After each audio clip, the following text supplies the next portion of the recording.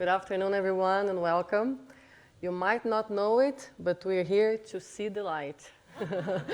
And this is serious because this session, Into the Dark, is all about shining a light on one of the world's most challenging topics. We are very fortunate to have world-leading experts on several nuances of this issue here with us today. So I'm Ilona, Szabó, the co-founder of a Think and Do tank that uses research and technology to tackle global issues such as security, climate change, and migrations. I'll be your chair today. So we'll start this session actually with Mr. David Craig, who is sitting right here. He's the CEO from Refinitiv.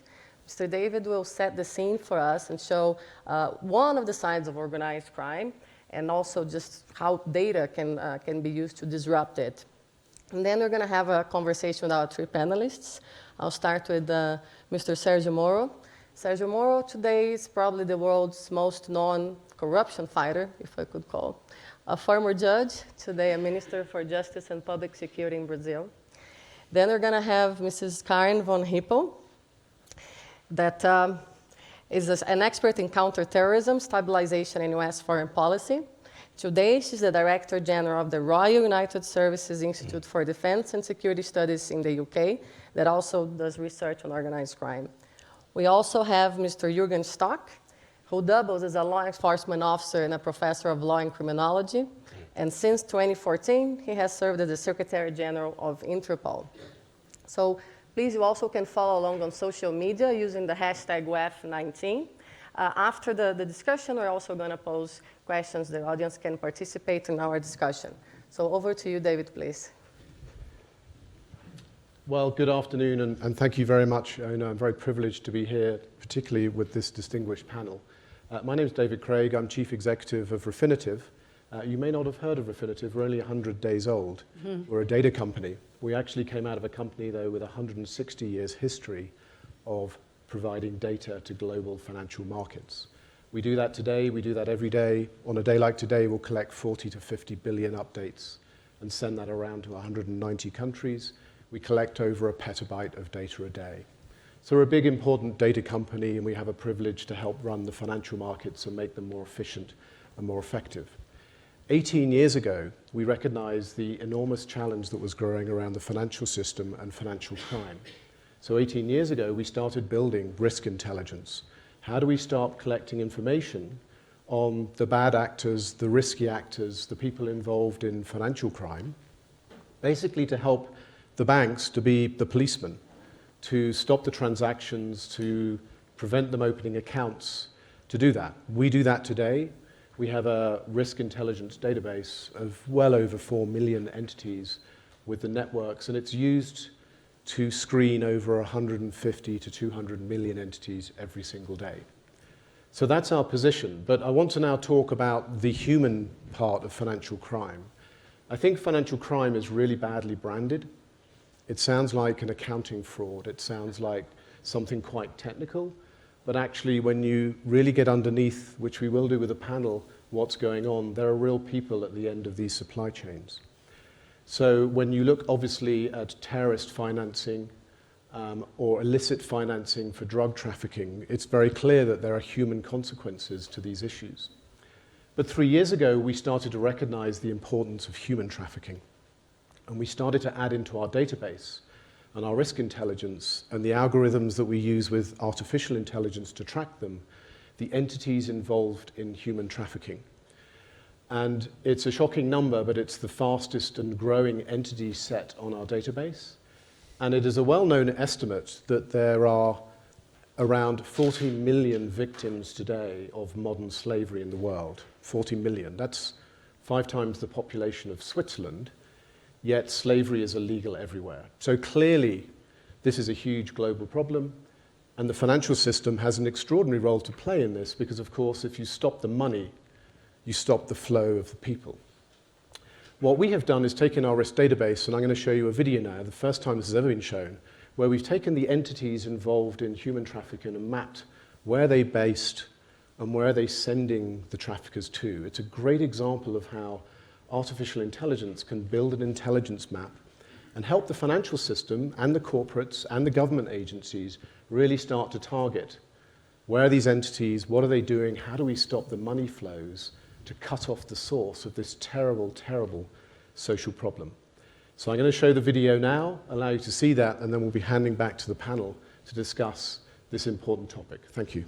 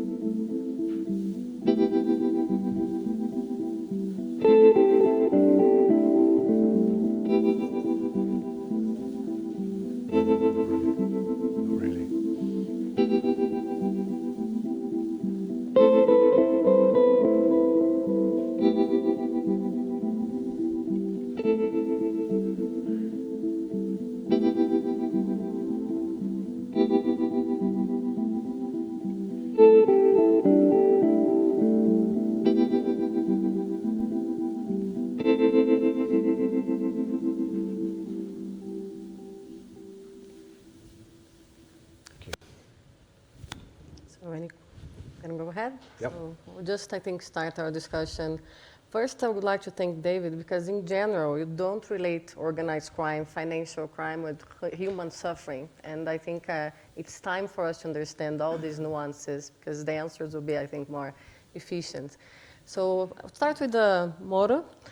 From your experience, can we know the exact scale and magnitude of organized crime? I think knowing the problem is part of being able to disrupt it. So how would you say, what's the scale and magnitude of organized crime today? Well, good afternoon for everyone, for the other members of panelists. Thank you for the question. I think it's very difficult to do that because usually you cannot measure very well crime. A lot of part of criminal activity goes into the shadows. But in general, we have strong perceptions about the risks of organized crime. I think organized crime is a problem all over the world. In Brazil, it's a big problem.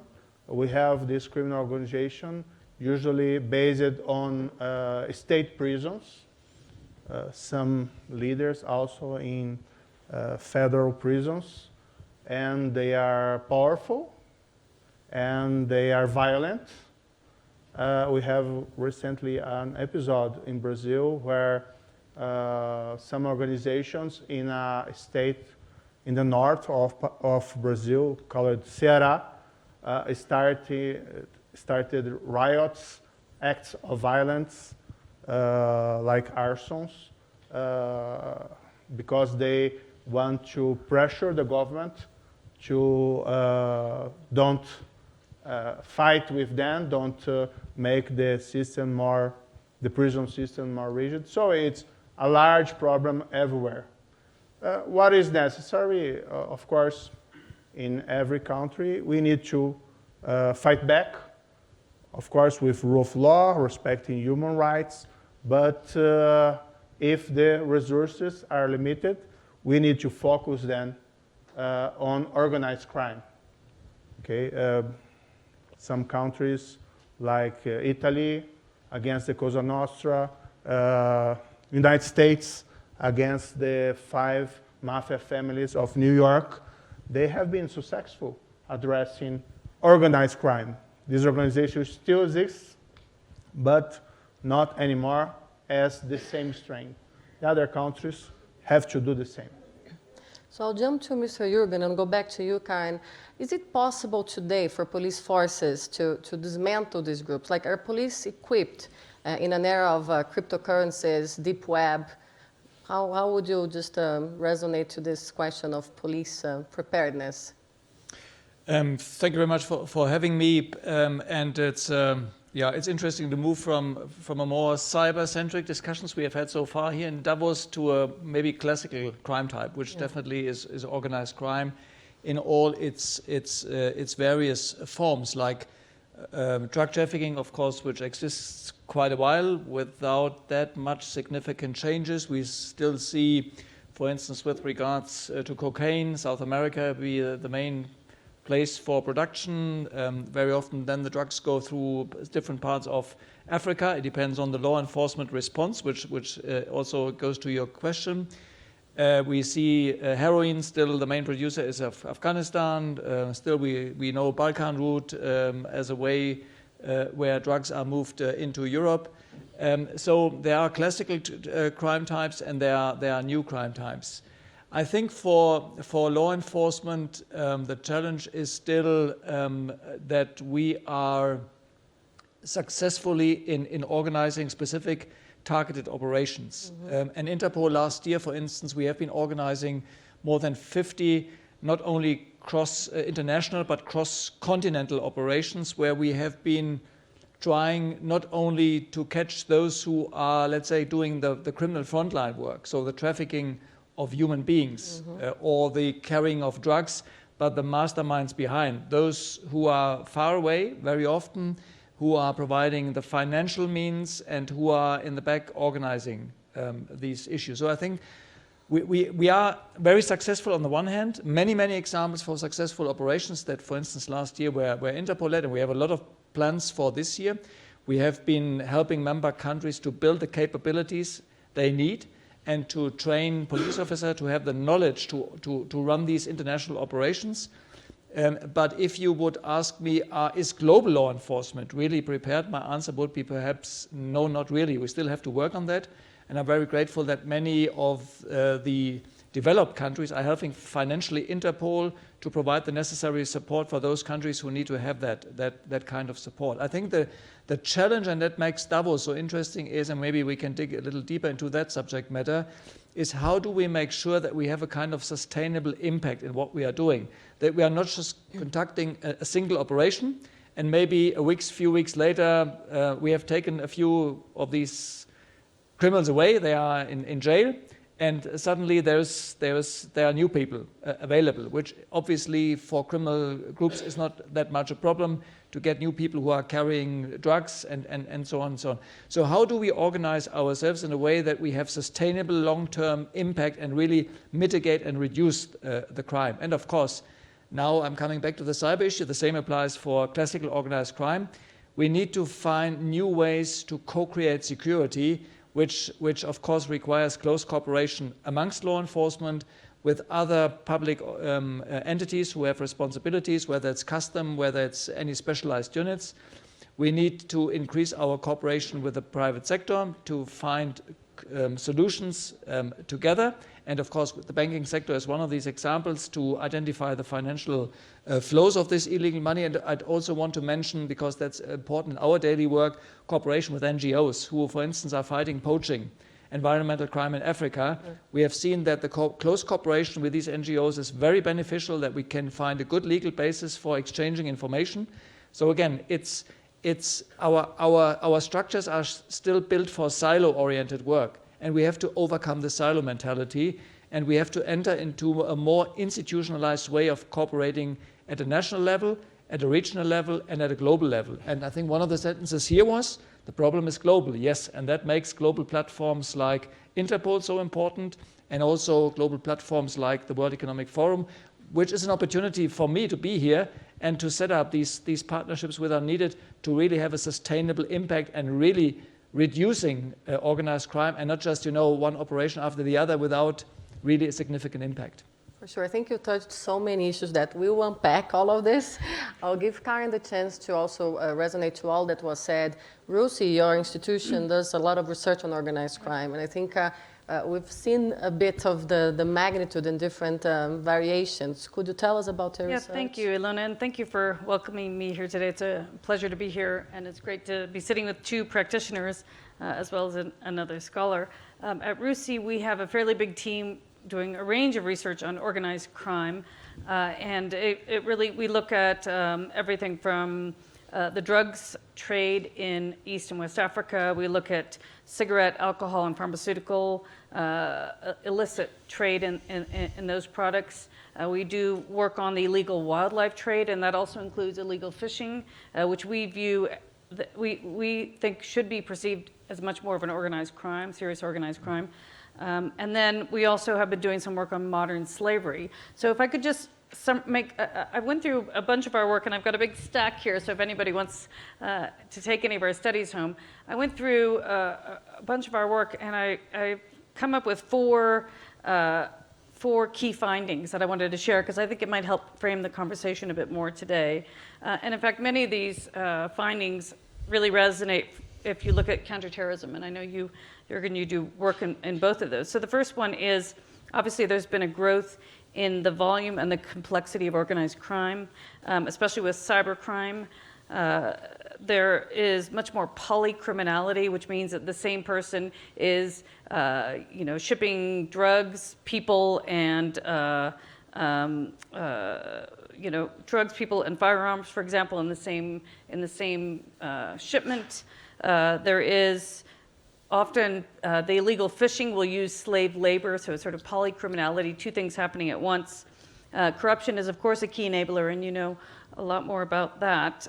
For us, we're not entirely sure. It'd be interesting to hear more from both of you if the threat is increasing or if just the reporting is getting better, and we're getting better at understanding the threat, even though most crime still goes unreported. So it'd be interesting to hear your thoughts on that. So that's our first, it's a growth in volume and complexity of organized crime. The second finding is there have been shifts in the structures of organized crime, and I'm sure both of you have seen that, evolving from really more traditional hierarchical groups to more network-centric, loose, undefined, and flexible networks, often using people just on an ad hoc basis, one-off, so it makes it much harder to track for law enforcement. And then, so that's the second one, these major shifts. The third is, as Ilona, you were saying at the start, the increasingly globalized phenomenon, and as you just mentioned as well, of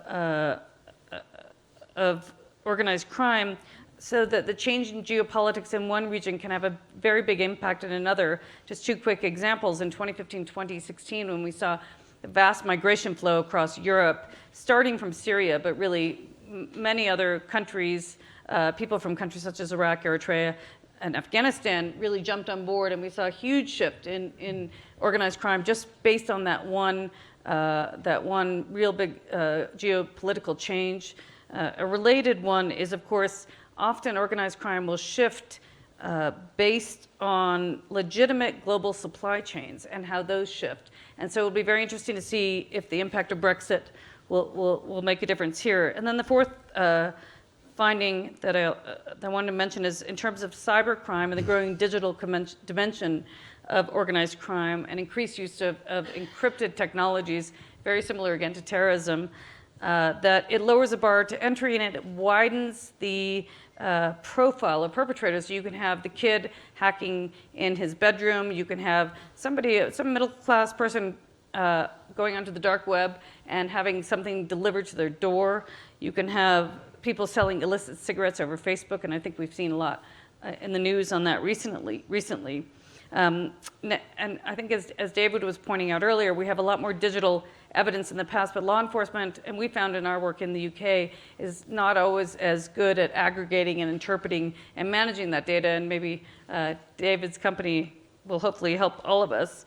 And then the final point related to the growing the use of the web is, I think law enforcement often finds it difficult to retain the talent to help in this space because they're competing with the private sector. Perfect. I mean, when we just look at all these silos, I would like to ask Minister Moro, he's just led a major anti-money laundering investigation with the international implications. So what would be the main lessons for international cooperation from from a case that started locally but just had so many international implications? I think there are some things that could be improved on that area. Nowadays, a lot of countries have a lot of mutual agreements or multilateral agreements, but sometimes these agreements doesn't not work in practice. They are used sometimes like a piece of paper to say, oh, you have agreement, I will cooperate, but in practice it's very difficult. Maybe one way to improve the relationship between law enforcement personnel from one country to another is to create joint teams. Yes, confidence, trust between law enforcement personnel is very important. And sometimes it's difficult for someone in Brazil to trust in someone in another country or vice versa. Also, I really think that the private sector could do more on this issue. I also remember a case that I have in the past. We are investigating money laundering in Brazil, and some professionals in money laundering used a branch of a state bank in Miami to launder money for politicians, for businessmen, for criminals, for everyone, to be honest. They usually don't separate this sort of things. They are not worried about. And at that time, it was 2004, we don't have a mutual agreement with the United States. And this bank, Brazilian bank, with a branch in Miami, we approached the bank, and the bank itself requests a court order in a United States court to get a judicial authorization to take the bank records and deliver it to Brazilian law enforcement. I realize that nowadays the international cooperation is based in cooperation between governments, cooperation between law enforcement personnel. But is this really necessary? If you are a corporation in the private sector, if you are, if you don't want that your company be used for criminal purpose, usually you want to cooperate. You could cooperate with your national law enforcement, but maybe building some basic measures. You could also cooperate with law enforcement authorities from other countries. Why you need to follow all the diplomatic channels? If you need that, when you need usually coercive measures to take a deposition, to take bank records, to get this kind of evidence. But if the cooperation is voluntary, maybe you could work directly with law enforcement personnel of other countries. Maybe that it would be a way to, how can I say, to improve international cooperation, not only between governments, but between law enforcement personnel from a country to corporations of another country. I really think this is a possibility. I also make a suggestion here in that PASSI initiative. For example, if you are committed to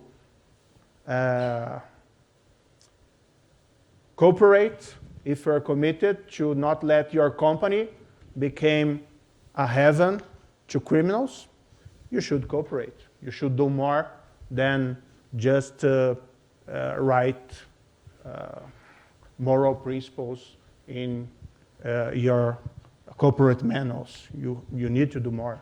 And to be honest, this is good, not only for international cooperation, it's good for the companies, it's good for profits, it's good for the people, it's good for everyone.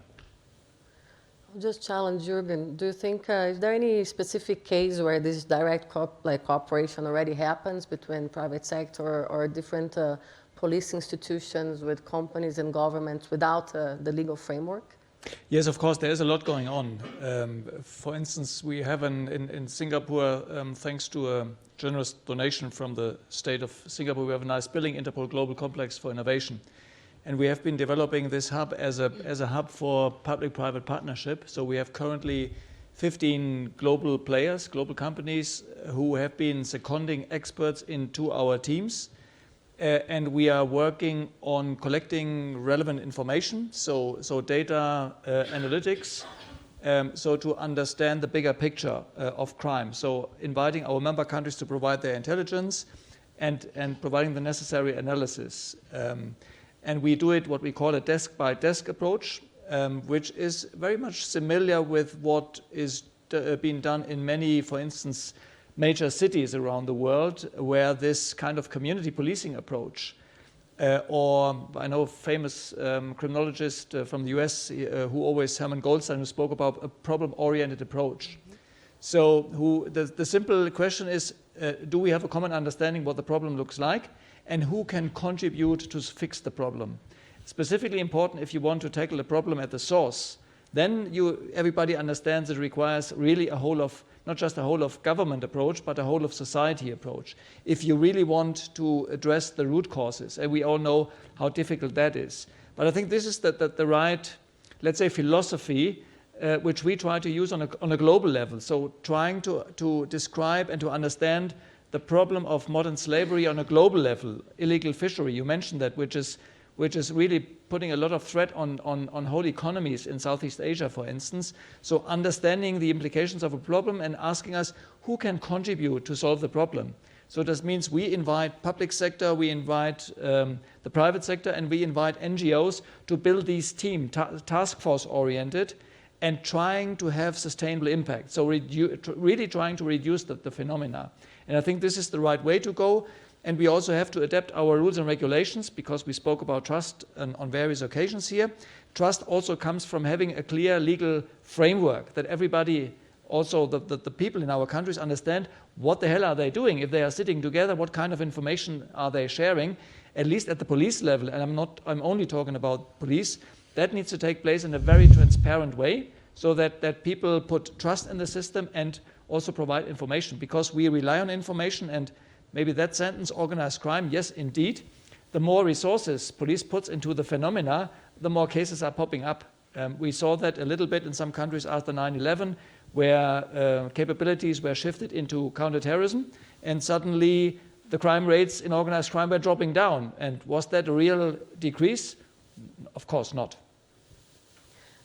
Thank you so much. And Karin, from the policy perspectives, policy recommendations you have, by listening to Mr. Moro and Jürgen, what would you say is missing there, or just your comments on those? Yeah, I mean, just to really reinforce what both of them have been saying, I don't think it's rocket science. It's just that because things are so complex, we need to be bringing groups together, as you said, who don't traditionally come together. I think in the UK, law enforcement and the financial sector have been coming together and sharing information very successfully.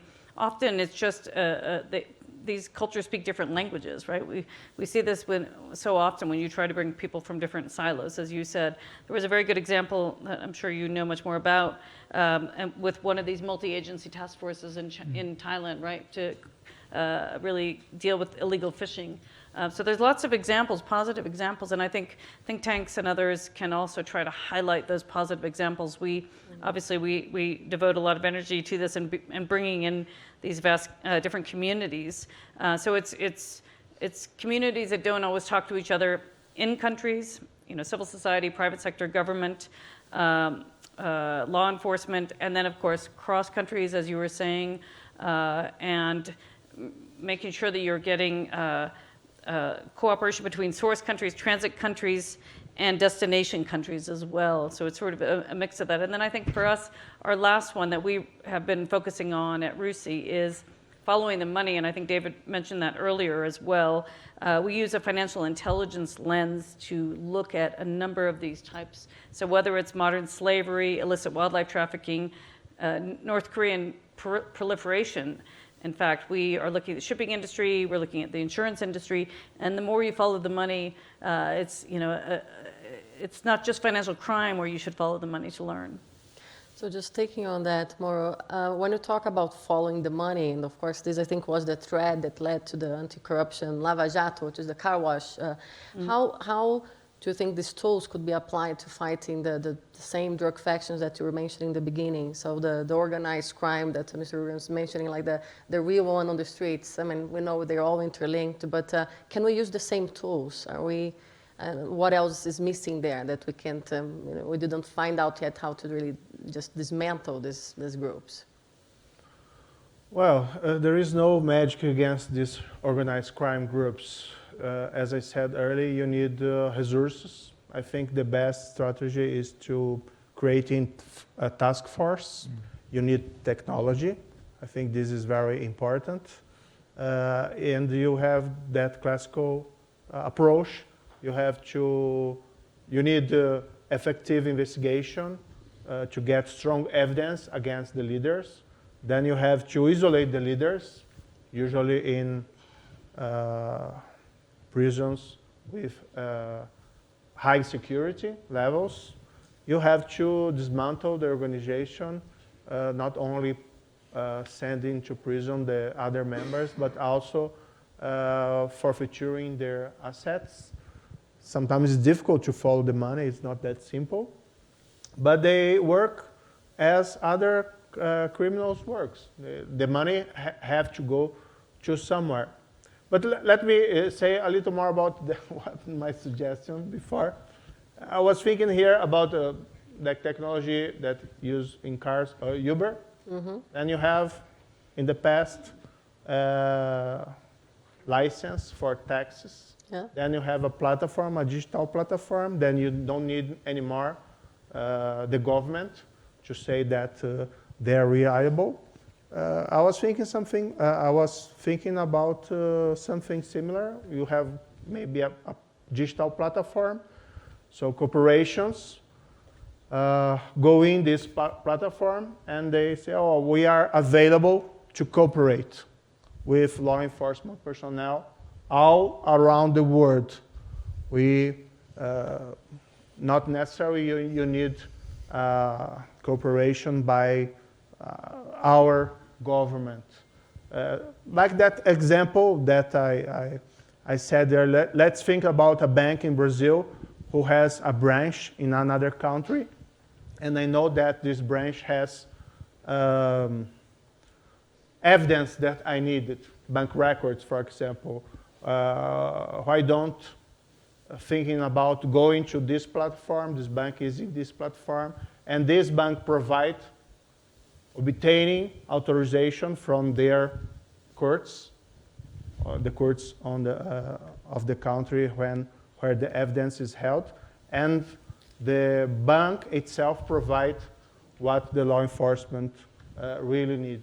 Maybe it's something that we could think about to do something different. Because, as I said, we have a lot of mutual agreements. Sometimes they are on piece of papers. They don't work in practice.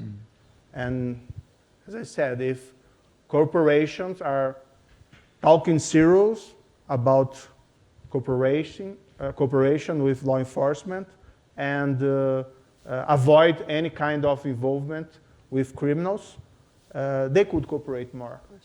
The criminals don't know boundaries.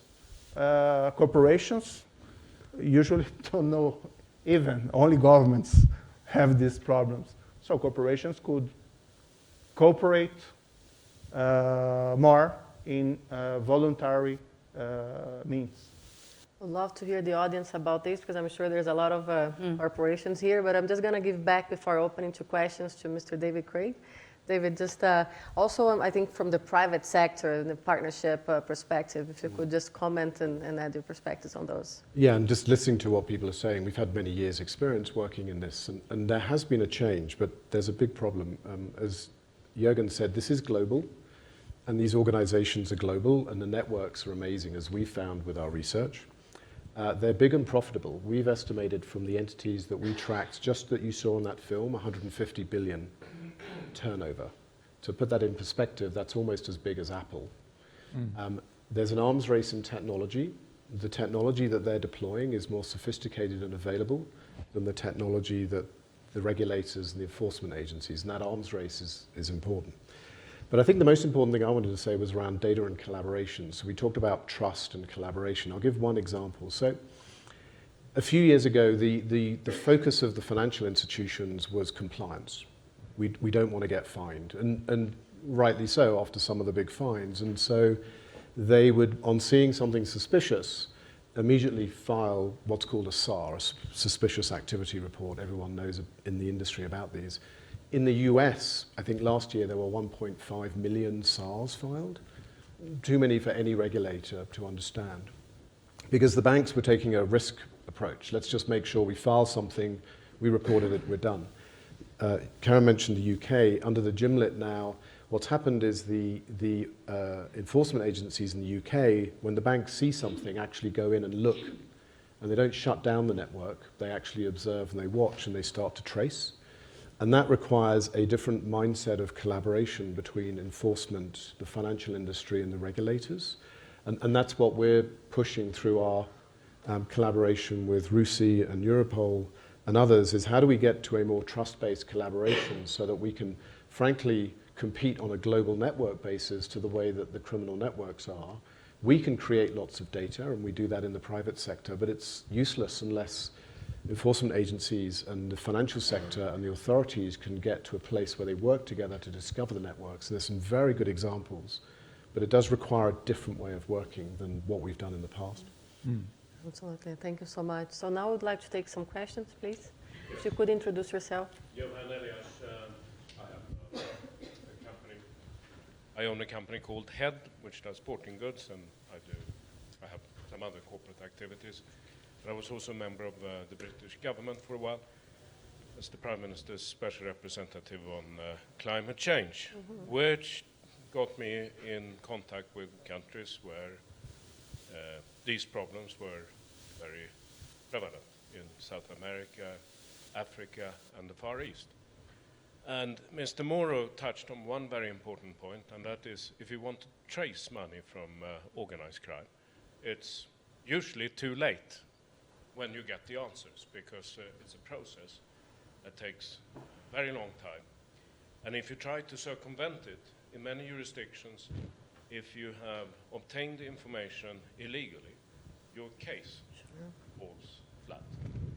And in my experience, there is a necessity to have a global treaty that addresses this, because to address organized crime, the only way to do that is to cut off the money, in my opinion. So I would very much like to hear the panel's opinion on how that could be achieved. Yeah, I mean, if I quickly may say, of course you are right in your observation that money drives organized crime, and of course all the different phenomena we are talking about are itself multi-billion criminal industries. It's huge, and normally they operate under the radar, and it's very, very difficult to dismantle these activities. So, but I think there's no alternative than establishing a strong cooperation. That's what we try to do on a global level, for instance, with financial intelligence units, who are quite well established now, almost all around the world. Financial Action Task Force, so to establish a close cooperation with associations, the banking sector, and of course also hoping that artificial intelligence will provide us some opportunities to identify and detect these illegal flows as early as possible, and combining that, by the way, with very classical police work, which is taking fingerprints, photos, and DNA from criminals, and making sure that this information is available at the front lines of policing, border stations. But we are establishing a pilot currently with some banks and with some hotels, where, based on the national legal situation and Interpol's rules and regulations, we provide direct access to police information to the banking sector. So in case somebody wants to open an account, that perhaps the bank sees, this is perhaps a criminal, and maybe I should inform the police. Very, very simply speaking.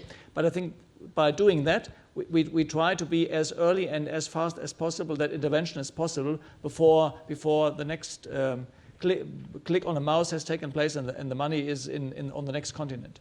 So I actually share your view, and I count on, in the combination of classical police work and new technologies and a new spirit of cooperation, we can address that issue. We don't want problems with the exclusionary rule. That's not what I was talking. I was just talking that maybe sometimes if you cannot use the mutual agreements channels, the diplomatic channels, maybe you could use something different.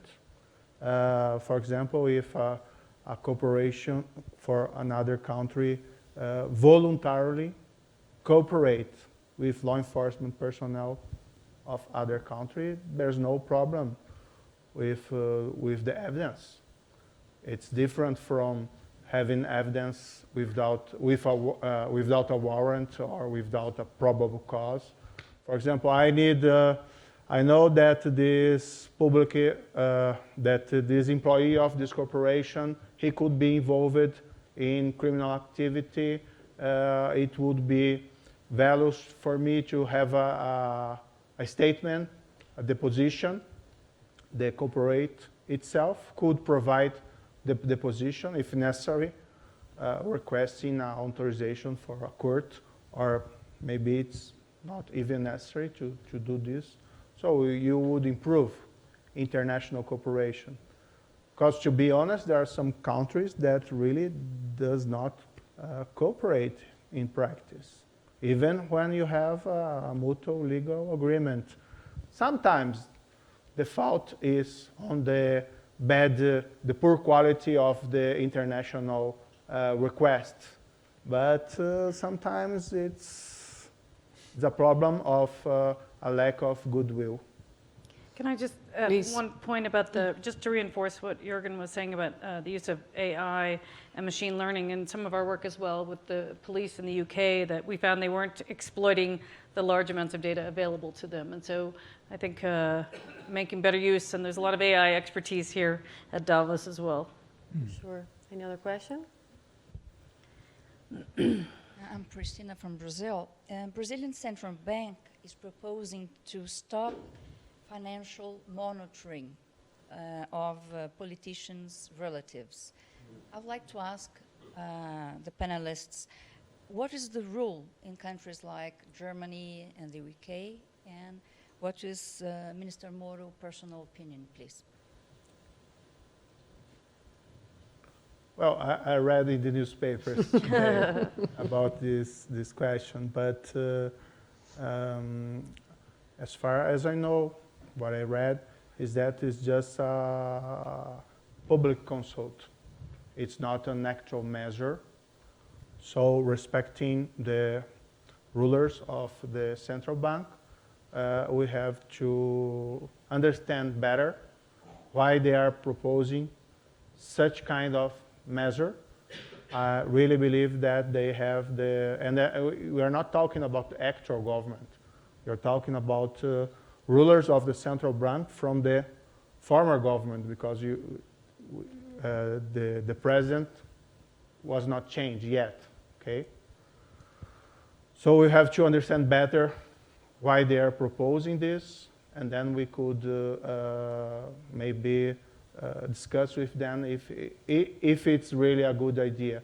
But I really believe that maybe they are not proposing the right thing, but they have good intents. Like to comment, Jürgen? No, not really, because I mean we are not entering into national issues. We provide a platform for police cooperation which can be used. So it's, I think the other panel members are in a much better position to. It's not. It's about that special attention directed by the financial system to financial records of politicians, and they are trying to discuss the actual rule about relatives of politicians.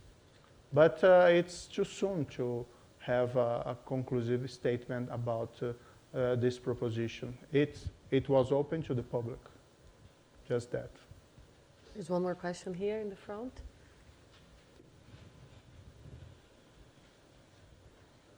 Lourdes Casanova from Cornell University. It was yesterday that Moises Naim mentioned this statistic, 8:31.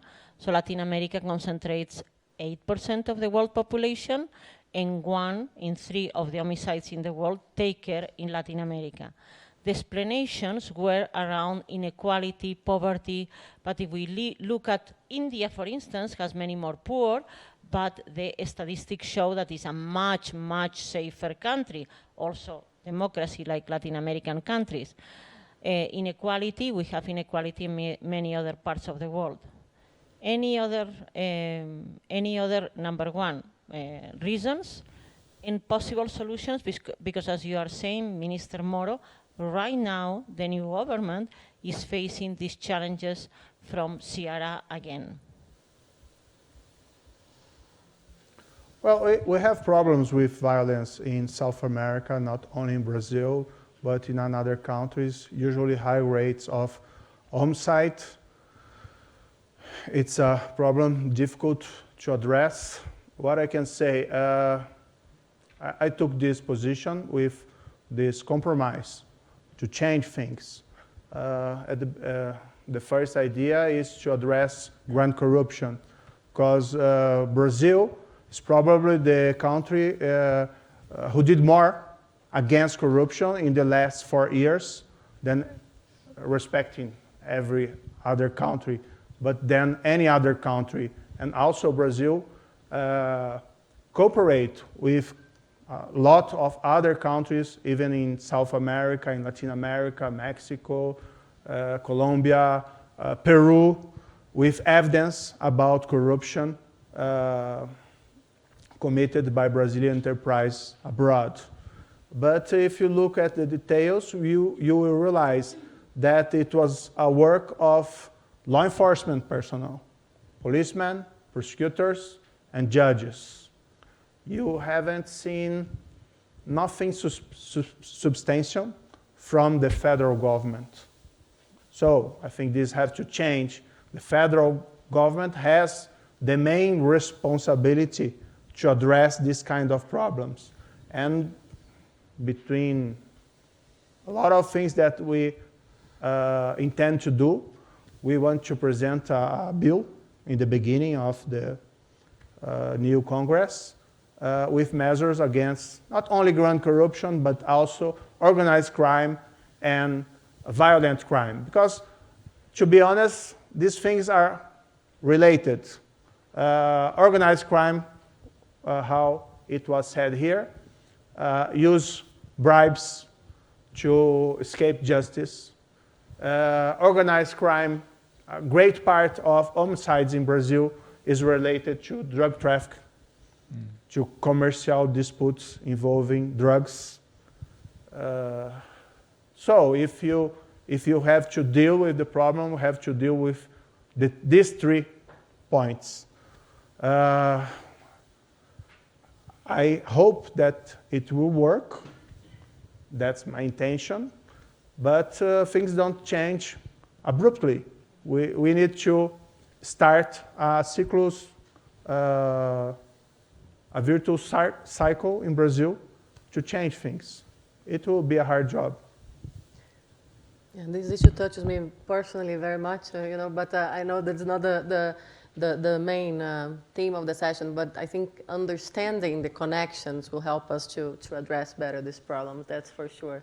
So would anyone else would like to pose a question? Please.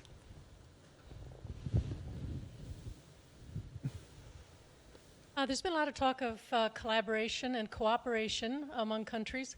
How do you make them do it?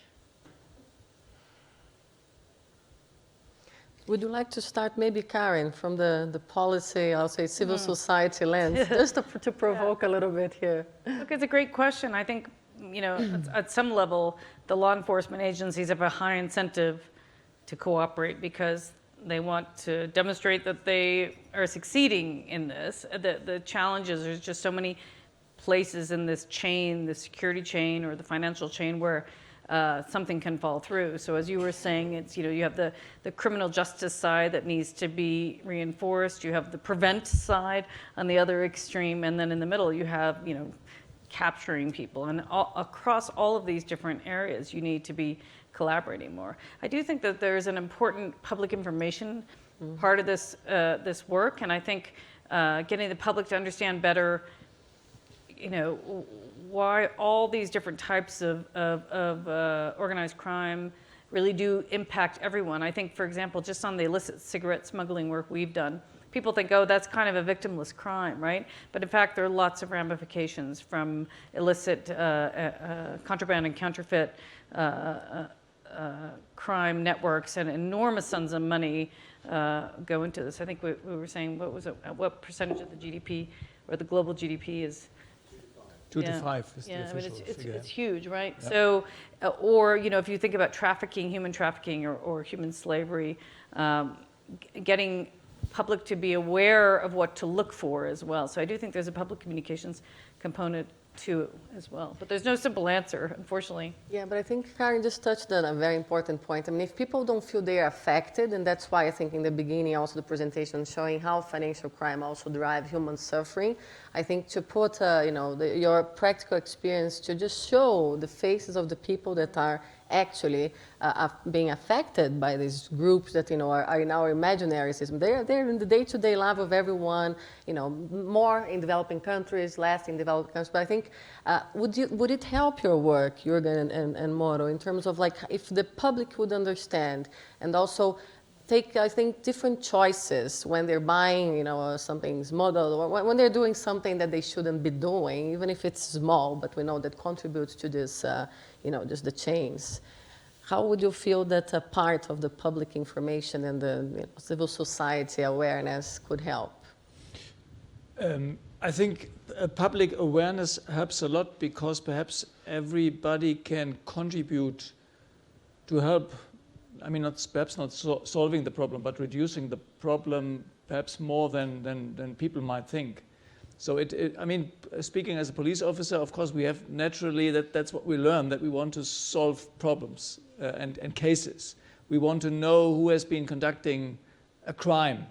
And in today's world, everybody understands that this can only be done on a regional or even on a global level. That's actually what we are talking about in Interpol. And I can tell you, in all countries, whether they are well equipped and well trained or still have a lot to do, there is a great spirit actually of collaboration. The problem, of course, is a lack of capacity. The problem is a lack of proper training. The lack is a lack of communication means. I said it today in another context that we have some police services where we pay monthly the bill for electricity and internet access that they can have a chance to communicate with the other 193 member countries. So we are talking about the whole span, but this span is important because criminals and terrorists are using every weak link in our chain will be used and exploited by criminals. And we spoke about these illegal trafficking routes which are used for any commodity. So as you said, criminals are flexible. Another interesting thing is the link between terrorism and organized crime. and cyber. So for instance, the use of counterfeited fake passports is a very big issue, but also provides opportunities to detect if there is a sensitivity in the banking sector, who is opening an account, in the tax office, if you deal with tax issues, in any other administrative office. When people understand we have our primarily role to play, but we can also contribute to fix that problem if we cooperate with another unit. And so this spirit of cooperation and building these task force-like groups, I think that's what we need. So your question is very simple, but it's a very complex issue. Just follow up and say, it seems to me that people are very concerned about this is my sensitive data and I don't dare share it with anybody. I think this has been changing. When I was a young police officer, maybe I was educated in that way. It's my case, my data, and I need to keep that. And I'm not sharing it with the guys in the other town.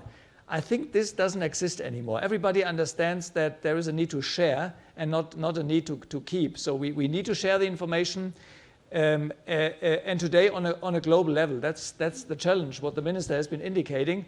And of course, the very different law systems in around the world, of course, they are not making things easier, as the minister illustrated, and I think he has a rich experience on that. So harmonization is an issue. Standardization of our police processes is an issue, that a piece of evidence that is collected in Brazil can then later be used in Switzerland. So we have many examples in the heterogeneous European Union framework, where we have this joint investigation task force, European arrest warrant, many instruments, and we have to step by step also apply these instruments on the global level. And Interpol, we already have these tools, and we have the agreement. We have a rules of processing of data network, which is very much oriented to European data protection law. So there are great opportunities to effectively address the phenomena. I'll add that it's necessary to build trust. And maybe the best way to do that is creating joint teams between law enforcement personnel from both countries involved, or the several countries involved. Because what he's saying is true. Sometimes it's difficult even to get cooperation from law enforcement personnel inside of your own country. In Brazil, we have a classic problem. We have a federal police, we have a state police, and what's more complicated, we have in the States military police, and we have civil police, and sometimes they work together, and other times they don't even talk with each other because they don't rely in each other. So you have to build trust. Of course, sometimes, and I'm not speaking here about the situation in Brazil, we have a problem worldwide with corruption that affects not only high politicians, but public employees from a lot of branches of government, including police officers. So you have to build trust. Sometimes, let me say, these international conferences, they are good opportunities to meet people. Then later you can build a strong relationship. I met him yesterday, for example. We talked a lot. To start a new partnership. It was a good conversation. Yeah, and of course your country is now also helping establishing these platforms on the South American continent to bring the forces together. I mean, these are the practical examples that have impact in individual cases, but also what I mentioned, having this sustainable impact and really trying to reduce a phenomena, and not to cut, chop one head after the other, and it's coming back like the Hydra phenomena. And you don't need to start with, for example, huge cases of organized crime or big cases of corruption. You could start with small cases at the boundaries of each country. Then you start doing something.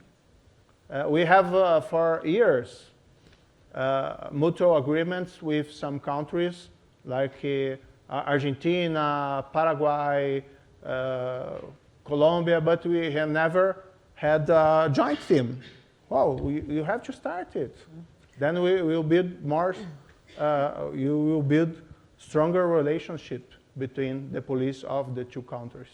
So on this positive note, I'll have to wrap up just saying, of course, we've seen the scale, the magnitude, the different faces of organized crime, but also I think now we see positive developments. I think understanding that the bad guys cooperate, the good guys have to cooperate. And I would just like to take these disruptive models that Mr. Moro was putting at the table further, at least as a brainstorming, how could we have the global agreement, but also more practical experiences that we could just work from. So start like that. So thank you so much for the panelists and for the audience, and we hope to continue this conversation. Thank you. Thank you very much. For the